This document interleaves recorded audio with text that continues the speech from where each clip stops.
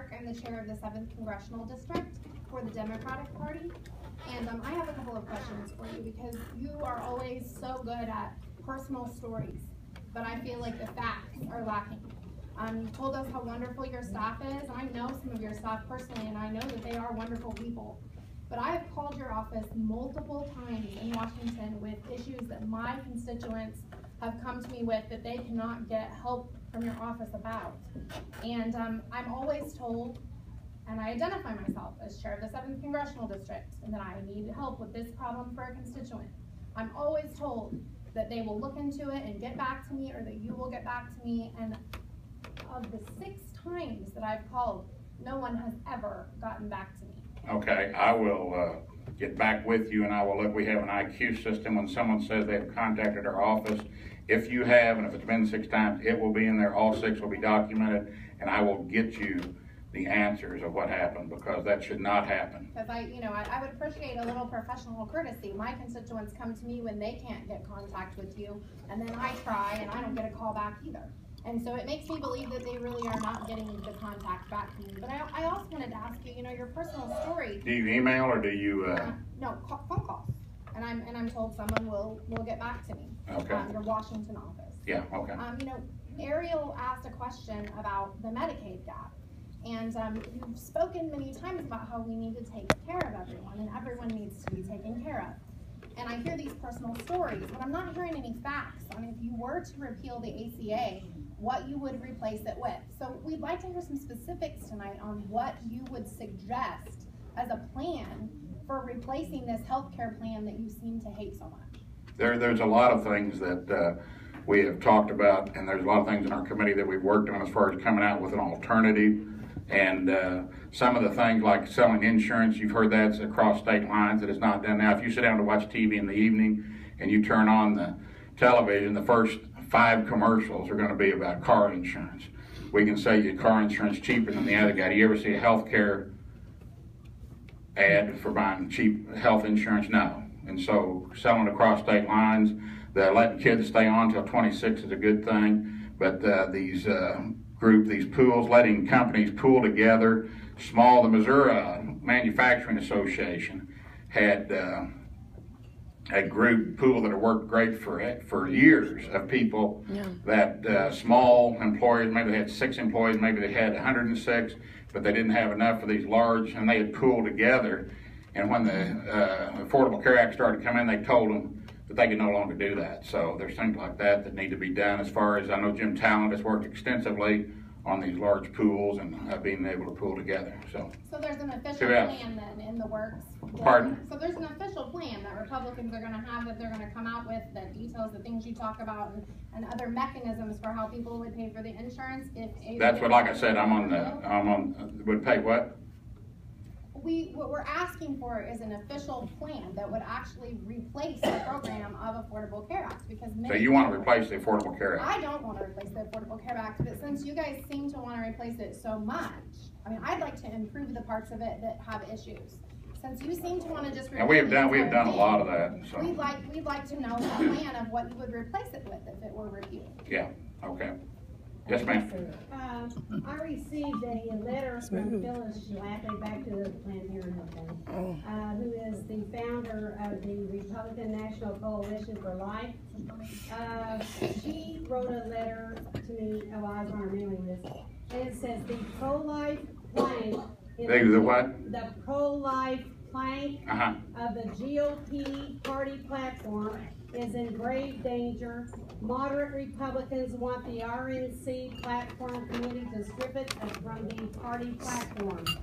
And she goes on to say she founded the coalition to make sure the GOP stands up for innocent human life, and then she gives the guy's name here. What do you know about this, about moderate Republicans wanting to vote for abortion in the Republican Party? That's what this letter is saying.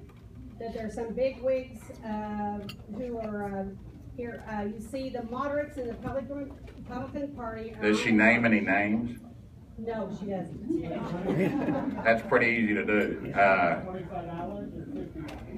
Yeah, they do. There was a petition with this, and I signed it to not do away with the abortion, to do away with the abortion, plan, of course, but not to incorporate that into the Republican platform. Some of the people in this room may be able to give you a better idea of what's going on in the committee level and the state level and things within the party. As far as members of Congress, the 247 members of Congress, I don't know how many are pro-choice that are not pro-life, but I don't hear anything like that at all. I don't hear people wanting to lessen the, Well, sir, I knew that some of these so-called pro-life candidates got elected into the Republican Party this last, in 2012, or 14 was it, but whichever. But anyway, they were not truly pro-life people. Now you have to be truly pro-life, you have to be pro-life on conception to natural death. Forget about the rape and incest. You have to protect that child no matter what. For rape and incest, that is truly pro-life. And how many, pro-life people are we really saying we're truly pro-life when we say? Well, I don't know which one you're talking about that said they were one or the other. Again, like I said, without names to attach to it, but I know that it's a big push on our side of the aisle. Yeah. I've heard a lot of things lately about Obama trying to attack the Second Amendment rights. Can you kind of expound upon what's going on with some of that, and where you stand, and how we can protect that? He's obviously ignored the Constitution as well as the Bill of Rights. But, I can't speak for what the president's trying to do. Nothing that they have tried to do. Republicans, there's a lot of Democrats that support the Second Amendment also, along with most every single Republican. So what the president actually, on his side is trying to do, or what he could do, I don't think is going to, go very far, because there's too many people that respect the Second Amendment. Well, there's been talk about limiting veterans' ability to own guns. Is that? I've not heard. You hear. You get on the internet and you hear talk radio and you hear every kind of a story in the world out there, and most of it, if you run it down, which I do, unfortunately, spend a lot of my time running down emails that I get from people that it's pretty.